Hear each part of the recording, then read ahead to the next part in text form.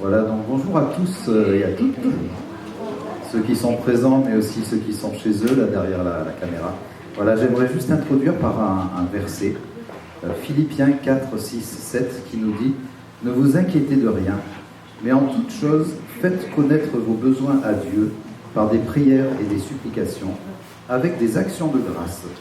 Et la paix de Dieu qui surpasse toute intelligence gardera vos cœurs et vos pensées en Jésus-Christ. » Voilà, donc ce verset nous dit que si on a des besoins, des problèmes, on les dépose devant le Seigneur. Il ne nous dit pas qu'il va répondre tout de suite, mais il nous dit qu'il va nous donner la paix de Dieu. Voilà, et il nous demande aussi de bénir l'Éternel, et c'est ce que nous allons faire avec ce prochain chant. Et je vous invite en le chantant, pas le chanter de manière mécanique, parce qu'on a l'habitude, c'est un chant d'exo, on le connaît, mais ce chant a des paroles qui sont vraiment pour les temps que nous vivons. Quand tout s'effondre, sombre, que m'importe si des portes se ferment sous mes pas. Il y a beaucoup de portes qui sont fermées aujourd'hui, les restaurants, les lieux culturels, et etc. Peut-être des entreprises aussi. Voilà, mais je sais que tu es là et je marche par la foi. Voilà. Donc c'est juste pour dire que le Seigneur est là, notre Papa est en contrôle. Donc vraiment, profitez ce matin, bénissez le Seigneur avec nous, que vous soyez ici ou chez vous. Vraiment, faites cet effort de bénir l'Éternel.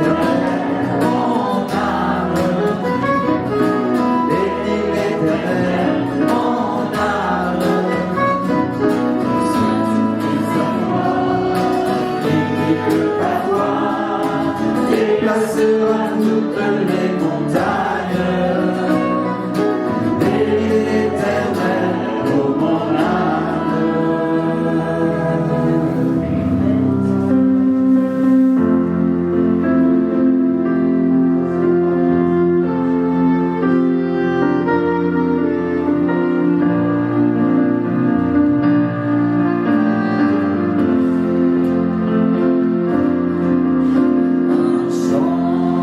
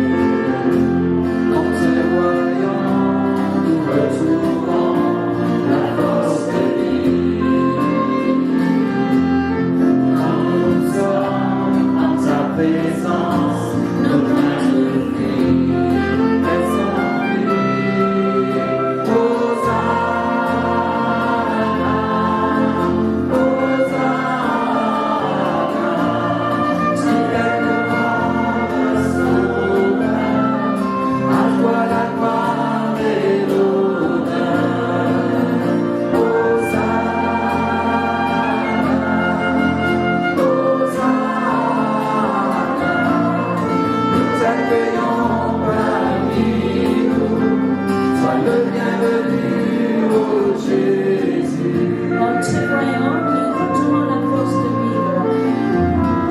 En te voyant, nous retrouvons la force de vivre. Quand nous sommes en ta présence, nos craintes fuient, elles s'enfuient.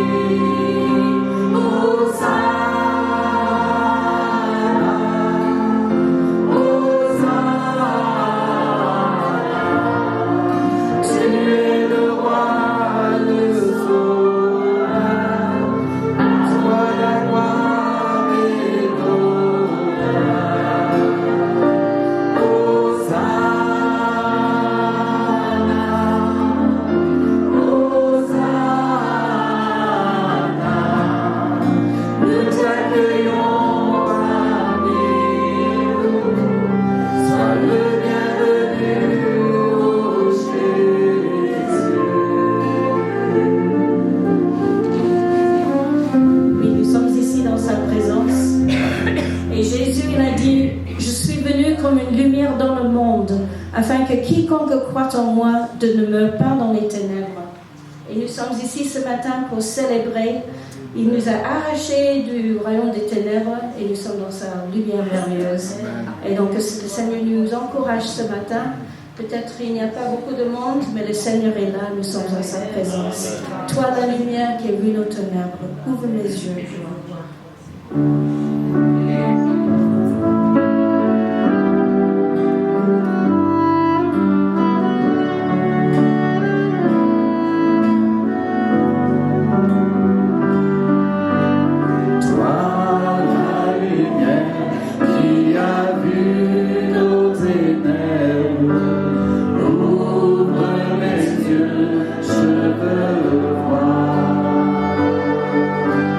Grâce et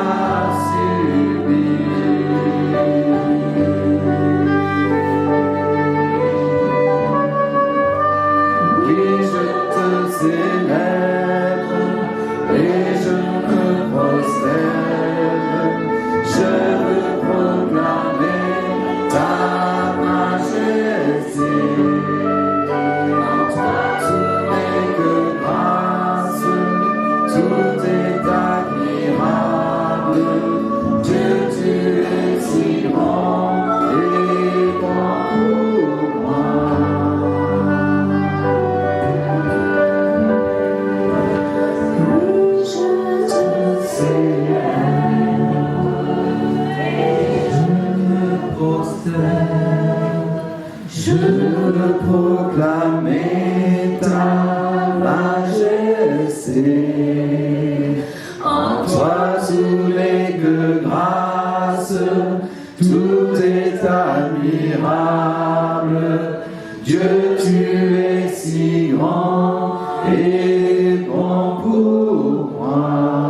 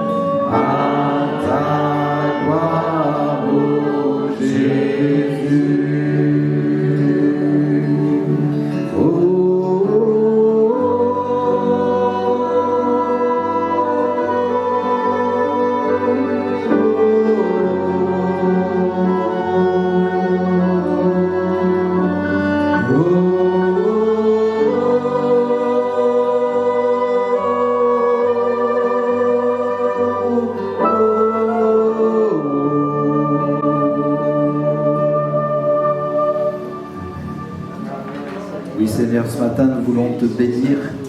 C'est vrai parce que tu as subi tant de souffrances pour nous, que Seigneur, nous ne voulons pas rester indifférents, mais ce matin, nous voulons venir vers toi et nous apporter toute notre reconnaissance. Donc, merci Seigneur pour tout ce que tu es en train de faire. Béni sois-tu, mon Dieu. Amen.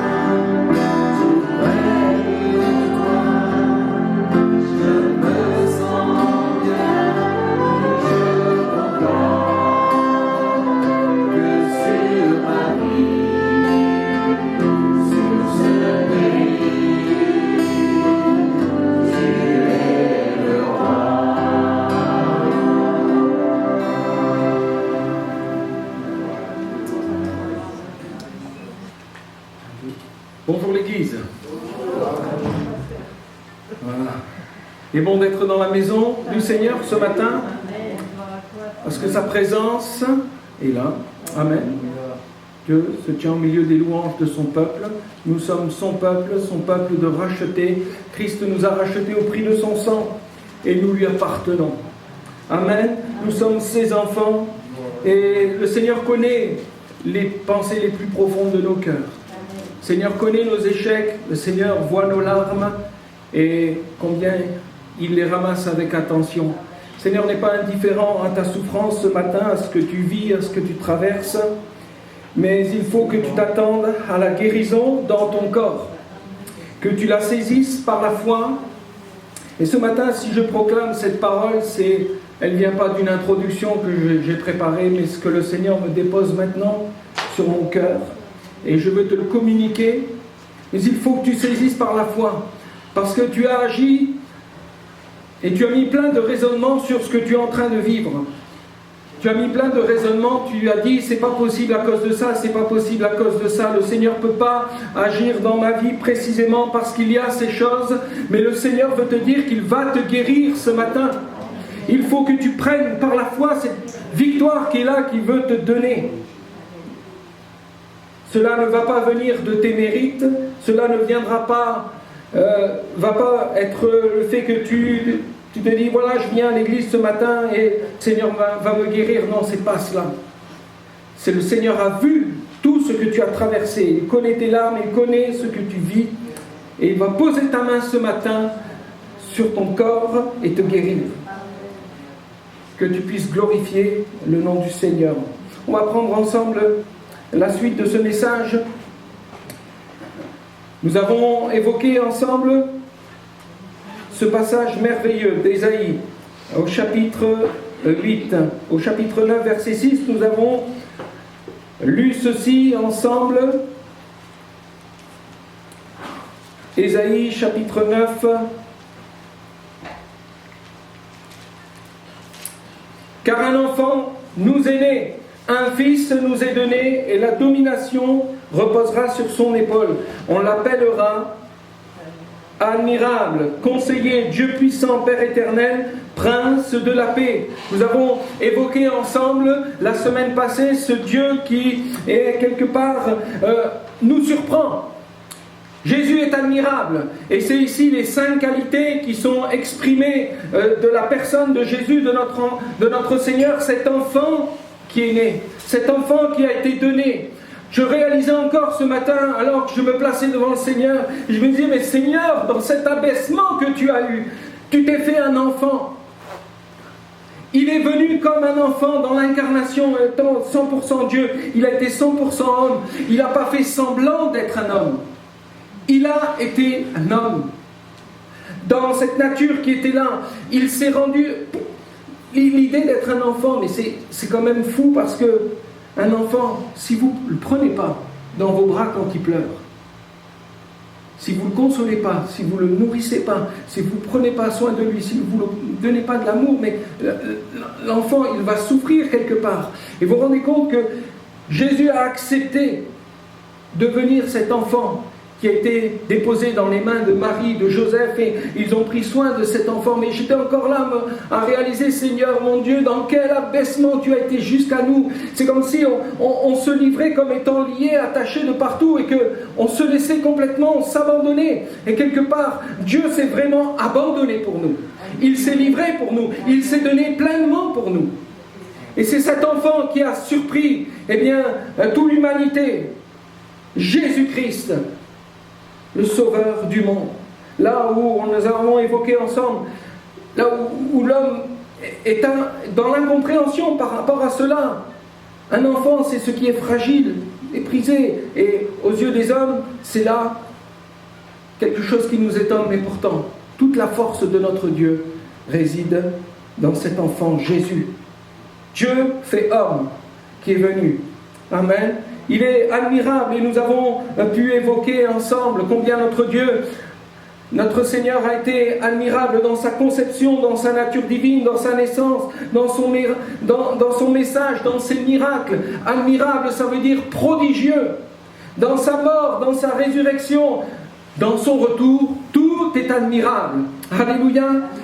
Il fait tout à merveille. Notre Dieu fait tout à merveille. On l'appellera admirable, conseiller, Dieu puissant, Père éternel, Prince de la paix. Admirable, une des premières qualités, et conseiller, c'est cette deuxième qualité que nous allons évoquer ensemble ce matin. Il est bon de recevoir des conseils, n'est-ce pas? On est toujours à l'écoute de bons conseils. Il est bon de recevoir des conseils ou des directions quand nous sommes face, bien souvent, à des difficultés, que nous devons prendre des choix dans la vie courante. Et un conseiller est celui que nous consultons pour avoir un avis, quelque chose de crédible, une direction, et il est bon d'écouter les conseils. Souvent, pour les simples choses de la vie, bien souvent, nous allons aller voir un vendeur, nous allons aller voir une personne qui est expérimentée, quelqu'un, et nous allons lui demander des conseils. Quand nous avons des problèmes dans notre corps, nous allons voir le médecin va nous ausculter, il va faire un diagnostic, il va nous donner des conseils, et il y a tout un tas de choses qui sont là nous avons besoin de conseils pour pouvoir avancer.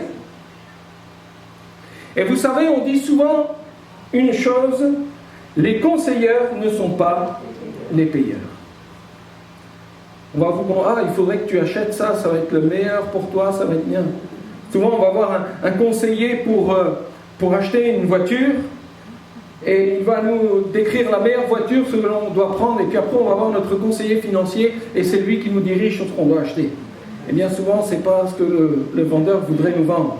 Parce que le conseiller, lui, il a un regard sur nos comptes, il connaît toutes choses. Et on dit, les conseilleurs ne sont pas les payeurs.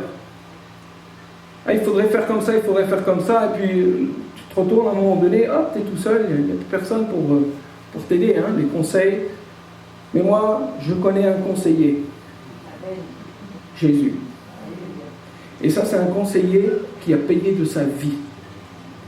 Le conseil qu'il nous donne, c'est un cadeau merveilleux. C'est sa vie. Il a payé pour nous, de son sang pour notre salut. Et c'est de Jésus que je veux vous parler ce matin. Jésus-Christ est le conseiller par excellence. Ses conseils, ses enseignements ne trompent pas. Ils sont infaillibles. Et la base des conseils de notre Seigneur Jésus, c'est quoi? C'est la vérité. Ce fondement solide. Dieu ne peut nous mentir. Dieu ne peut nous tromper. Et Christ, mes amis, est la vérité. Il est le chemin, la vérité et la vie. Et ses conseils sont parfaits. Et combien il faut se mettre à l'écoute de ce que le Seigneur veut encore nous parler. Parce que tout ce qui est en lui est solide. Si vous voulez bâtir votre vie, si vous voulez les meilleurs conseils pour votre vie, aujourd'hui, mes amis, c'est de bâtir votre vie sur le roc solide qui est Jésus-Christ. Et quand Jésus parle du péché, de ses dangers, quand Jésus parle de l'importance de se repentir et de recevoir son salut, c'est l'un des conseils les plus importants que nous devons écouter dans notre vie. À l'exemple de cet homme Nicodème qui était venu rejoindre Jésus de nuit. Et nous retrouvons ce récit dans Jean chapitre 3 où cet homme va venir et il était avec tout son raisonnement, avec toutes ses questions et il voulait savoir, il voulait avoir des conseils, il voulait aller un peu plus loin. Il entendait parler de Jésus mais il voulait en savoir un peu plus. Et il s'approche de Jésus et Jésus va lui dire une chose. Il faut naître d'en haut. Premier des conseils que chaque homme, chaque être humain dans ce monde doit mettre en pratique et d'écouter ce conseil. C'est de reconnaître que nous sommes pécheurs, que nous sommes incapables et que seulement Christ est capable de venir changer nos vies, transformer nos cœurs. Ce conseil, c'est d'accepter ce cadeau que Jésus nous donne au prix de sa vie, de ce don gratuit de Jésus-Christ. Et Nicodème était là avec toutes ces questions. Et bien souvent, on est là avec toutes nos questions, nos raisonnements. Et le conseil, il faut naître d'en haut. N'essaye pas d'être un grand philosophe. N'essaye pas de comprendre tout, d'avoir les réponses sur tout. Tu dois connaître Christ. Recevoir, naître d'en haut, c'est naître de l'esprit. Quand Jésus enseigne sur les bases qui rendent la vie solide, d'avoir une vie qui est posée sur quelque chose de solide, Christ et ce solide fondement, Jésus va monter sur la montagne, près de ce lac de Galilée, et il va enseigner la foule. On retrouve ce récit dans Matthieu chapitre 6, le sermon sur la montagne. Souvent, les gens analysent tous ces textes et ils trouvent que c'est d'une très belle poésie, d'une très belle conception. C'est de quelqu'un qui était vraiment très intelligent qui a écrit cela, mais le Seigneur était juste en train d'annoncer la parole de vie au travers de ce sermon. Tous les conseils de Jésus pour tous les hommes. Et il va dire ceci dans Matthieu chapitre 6, verset 20, un des exemples, « Amassez des trésors dans le ciel, où la teigne et la rouille ne détruisent point, où les voleurs ne percent ni ne dérobent. » C'est quoi le plus beau des trésors que nous devons aller et amasser et récolter? C'est bien le salut qui est en Jésus-Christ. Amen. Salut, ce cadeau qui nous vient du ciel. Et combien aujourd'hui notre société, elle est occupée d'amasser les richesses du monde. On est là dans toutes les inquiétudes. Aujourd'hui, tous les actionnaires vont investir dans le vaccin contre le Covid-19 et on investit dans des choses et puis les gens sont là, allez, on va essayer de gagner le plus d'argent et on veut gagner de l'argent. Mais pourquoi quand on meurt, on s'en va, on laisse tout ici? À quoi servirait-il à un homme de posséder le monde entier s'il perdait son âme? Et les priorités, le conseil que le Seigneur te donne encore ce matin, accepte ce cadeau, le don de Jésus-Christ. La rouille, la teigne, rien ne pourra détruire ce cadeau merveilleux, parce que notre Seigneur est éternel. Amen. Il est d'une espérance que tu dois aller saisir encore ce matin. La puissance qui est en Jésus-Christ, ce cadeau merveilleux, ce salut amassé. Et là, Jésus enseigne aussi dans cette pensée, il continue au verset 33 où il va dire « Cherchez premièrement le royaume de Dieu et la justice, et toutes les choses vous seront données par-dessus tout. » Ne vous inquiétez de rien. Ce matin, arrêtez de porter vos inquiétudes sur tout ce qui peut se passer autour de vous. Mais regardez à Jésus-Christ, cherchez premièrement le royaume de Dieu et sa justice. C'est d'abord d'aller voir pour notre salut, pour l'éternité, de regarder à ce que Christ a préparé pour nous, de ce cadeau que nous devons saisir, prendre, et après laisser le Seigneur, lui faire confiance. Il est dans la barque. Cela a encore été rappelé ce matin. Et vous savez, c'est plus fort que nous. On est toujours à nous inquiéter, toujours à nous inquiéter. Alors, qu'est-ce qu'il faut faire? Il faut écouter le conseil de notre Seigneur. Être à l'écoute de sa parole. Quand il dit « ne vous inquiétez de rien », c'est pas « oh, allez, laisse faire, tu verras ». Non, c'est ne pas s'inquiéter, c'est de dire « pour ne pas m'inquiéter, moi je vais placer ma confiance en Jésus-Christ ».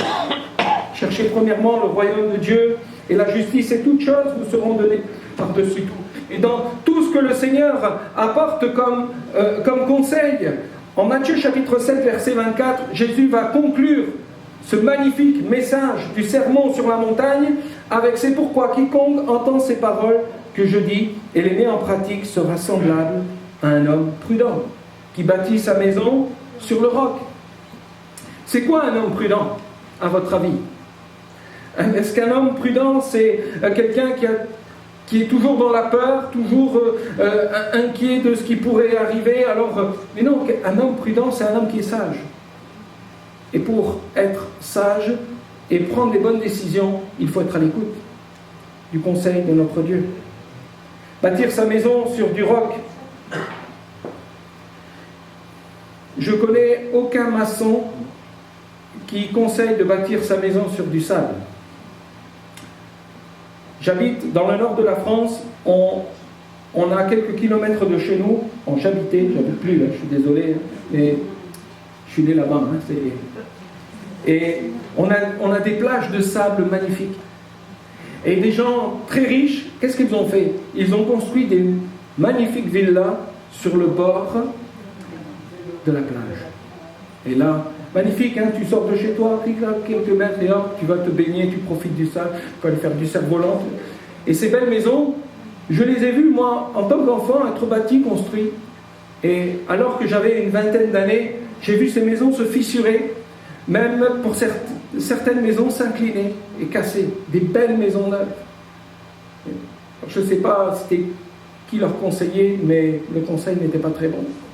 Et Jésus va le dire, bâtissez votre maison sur le roc, bâtissez vos vies sur le roc. Et à combien aujourd'hui nous devons regarder à Jésus, nous devons regarder à notre Seigneur, et de ne pas nous laisser embarquer par tout un tas d'inquiétudes qui pourraient venir nous déstabiliser. Bâtir sa vie sur le roc, Jésus-Christ, c'est ici tout le conseil de notre Seigneur. Combien nous avons besoin d'être attentifs à sa parole. Combien nous avons besoin de dire, Seigneur, rends mon âme attentive à ta voix. Que vraiment ton esprit puisse venir déposer ce que j'ai besoin d'entendre dans le fond de mon cœur, d'être attentif, parce qu'on est souvent occupé avec tout un tas de bruit, tout un tas de choses. Il y a les événements de nos vies qui font comme un barrage à ce que le Seigneur veut apporter dans nos cœurs. Et vous savez une chose importante, les conseils de Jésus sont prophétiques. Il y a des choses que le Seigneur a déclarées qui vont s'accomplir. Jésus va revenir. Jésus revient. Heureux l'homme qui ne marche pas selon les conseils des méchants, qui ne s'arrête pas sur la voie des pécheurs, qui ne s'assied pas en compagnie des moqueurs, nous dira le psaume 1er. Et la suite nous dit, mais qui trouve son plaisir dans la loi de l'Éternel, et qui la médite jour et nuit. Il est comme un arbre planté près d'un courant d'eau, qui donne de son fruit en sa saison, et dont le feuillage ne flétrit point. Tout ce qu'il fait lui réussit. Amen. Il est comme, c'est pas il sera, c'est il est. Amen. Nous avons donné notre vie à Jésus, nous sommes bâtis, posés à côté de ce courant d'eau, et là, cette eau, elle vient rafraîchir toute notre vie. L'Esprit Saint agit en nous, il est là en nous, et nous portons du fruit. Alléluia. Parce que nous ne sommes pas à l'écoute des conseils des moqueurs, des méchants, de la voix des pécheurs. Mais heureux l'homme, c'est celui qui est en marche. Nous sommes en marche avec Jésus, alléluia, et nous voulons être à l'écoute de ses conseils. On l'appellera admirable, conseiller, Dieu puissant. Une des troisièmes qualités de Jésus, il est Dieu puissant. Souvent on dit Dieu Tout-Puissant, c'est El Shaddai. Mais ici dans le texte hébraïque, ce n'est pas El Shaddai, c'est El Gibor. El Gibor, ça vient de la racine gavar qui signifie être fort, triompher, croître. C'est plutôt dans l'esprit de quelqu'un qui est combatif, de quelqu'un qui est courageux. Jésus s'est montré fort. Amen. Jésus s'est montré courageux devant l'adversité, devant la tentation, devant la trahison, devant la mort. Jésus a été courageux. Jésus a été puissant pas seulement parce qu'il a accompli des miracles. Souvent, on ramène la puissance de notre Seigneur Jésus au fait qu'il accomplissait des miracles. Mais Jésus a été puissant parce qu'il était obéissant à la volonté du Père. Parce qu'il était riche en sagesse, en amour, en miséricorde. Il était fort et courageux parce qu'il a tenu devant l'adversité. Jésus est le Dieu puissant. Jésus est Dieu. Je ne vous apprends rien ce matin. Jésus est Dieu. La divinité de Jésus est une des doctrines essentielles. Jésus n'est pas un homme qui est devenu Dieu, et c'est Dieu qui est venu jusqu'à nous. Ce n'est pas un demi-dieu qui était un ange, qui était un être créé, qui a été ensuite incarné. Faites attention à ce qu'on peut vous enseigner. Dieu, il est Emmanuel, Dieu avec nous. Dieu qui est venu jusqu'à nous. Dieu incarné. Il était dans la Trinité, le Père, le Fils, le Saint-Esprit. Les trois ne font qu'un. Au commencement était la parole, nous dira Jean chapitre 1er. Verset 1er, le prologue de Jean. Au commencement était la parole, et la parole était avec Dieu. Personne n'a jamais vu Dieu, le Fils unique, qui est dans le sein du Père, et celui qui l'a fait connaître. Dieu s'est fait connaître au travers de son Fils, Jésus-Christ. Oui, Christ était avec Dieu de toute éternité. Jésus existait avant sa naissance terrestre. Et ça, c'est important que ça soit une réalité dans nos cœurs, dans nos vies. Parce que sinon, si vous refusez la divinité de Christ, tout s'effondre. Jésus est Dieu et il est puissant. Puissant par sa force, par son courage, dans sa victoire. Quand il fut face à l'adversité, face à la tentation, face à la trahison, la mort, mes amis, Christ est resté ce roc solide, il n'a pas bougé. Alléluia. Et Luc chapitre 4, verset 1er nous dit « Jésus, rempli de l'Esprit Saint, revint du Jourdain, et il fut conduit par l'Esprit dans le désert, où il fut tenté par le diable. » Et pendant 40 jours, le Seigneur a été tenté. Le diable a essayé de le faire fléchir, mais Christ n'a pas bougé. Dans sa force, il a résisté à la tentation, et après l'avoir tenté de toutes ses manières, le diable s'éloigna de lui jusqu'à un moment favorable. Les amis, si nous résistons au diable, ce n'est pas à cause de nos forces. Et c'est parce que Christ nous donne sa force. Et c'est en lui que nous avons la victoire. Christ a réussi là où nous avons échoué. Amen. Que nous puissions nous placer dans la victoire qui est dans notre Seigneur Jésus. Oui, notre Seigneur est fort contre la tentation du diable. Il n'a pas bronché. Jésus, comment a-t-il fait pour résister ? Avec la parole. Combien ce matin nous devons être encouragés, exhortés à lire cette parole, à la méditer pour pouvoir tenir devant notre adversaire qui est rusé et qui va utiliser tous les moyens pour nous amener à être salis par le péché, mais dans une pensée aussi que nous soyons avec cet état de culpabilité, cette honte qui est là, qui pèse sur nous. Mais nous avons un avocat auprès du Père. Amen. Christ, Jésus, notre défenseur, lui, il a remporté la victoire. Jésus fut puissant dans le jardin de Gethsémane. Dernier moment que Jésus passe avec ses disciples, dans ce jardin où il va aller au mont des Oliviers, et il va aller, et qu'est-ce que Jésus va faire ? Il va prier. Il dira à ses disciples, priez afin que vous ne tombiez pas en tentation. Jésus sait que ça va être le moment de la croix, ça va être un des moments les plus terribles qu'il va devoir affronter. Qu'est-ce que fait Jésus ? Il prie. Prier, et Jésus va prier en éprouvant une tristesse, une angoisse au plus profond de son cœur. Matthieu 26, verset 37 décrit bien « Mon âme est triste jusqu'à la mort. Mon Père, s'il est possible que cette coupe s'éloigne de moi. Toutefois, non pas ce que je veux, mais ce que tu veux. Dans l'angoisse, Jésus a été fort parce qu'il a accompli la volonté du Père. Oui, Jésus a été courageux. Étant dans l'agonie, il priait plus instamment et sa sueur devint comme des grumeaux de sang qui tombaient. Tout cela pour notre salut. Il a affronté ce moment le plus terrible où il a pris cette coupe et il l'a bu jusqu'au bout. Il a accepté de la boire. Courageux dans l'acceptation de la croix, Jésus fut puissant devant ses bourreaux. Alors que tout le monde était en train de l'accuser, on est même venu avec des fausses accusations pour essayer de faire tomber Jésus. Jésus n'a rien dit. Par contre, quand on lui a demandé, es-tu le Fils de Dieu? Oui, il a dit, je suis le Fils de Dieu. Et c'est pour cela qu'ils l'ont crucifié. Oui, Jésus est puissant parce qu'il a gardé le silence. Jésus est puissant dans cette notion où il a su tenir pour aller jusqu'à la croix, alors qu'il aurait pu faire appel à 12 légions d'anges pour venir le sauver, le secourir, mais il s'est laissé mourir pour nous. Il n'a point ouvert la bouche semblable à un agneau. Oui, Jésus fut puissant dans sa mort à la croix, crucifié sur la femme bois au milieu des douleurs, au milieu de douleurs physiques, de moqueries. Il a donné sa vie. Jésus fut puissant dans sa résurrection. La mort ne l'a pas retenu. Amen.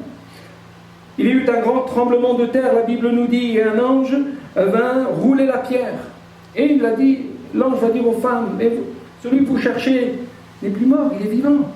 Il est ressuscité. Paul dira ceci dans 1 Corinthiens, chapitre 1er, verset 18, et j'arrive à la fin de mon message. Car la prédication de la croix est une folie pour ceux qui périssent. Mais pour nous qui sommes sauvés, elle est une puissance de Dieu. Nous prêchons Christ crucifié, un scandale pour les Juifs, une folie pour les païens, mais puissance de Dieu et sagesse de Dieu pour ceux qui sont appelés, tant juifs que grecs. Car la folie de Dieu est plus sage que les hommes, et la faiblesse de Dieu est plus forte que les hommes.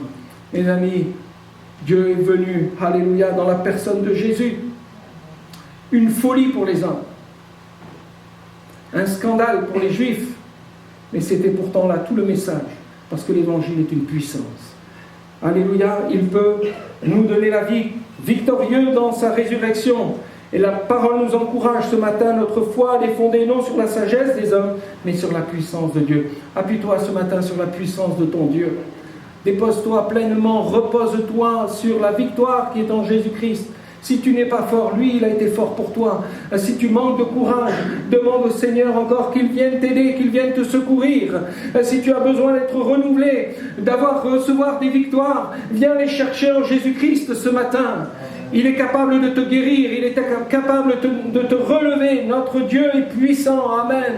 On va courber nos fronts ensemble et nous allons prier. Seigneur Jésus, tu es le divin conseiller par excellence, Seigneur mon Dieu.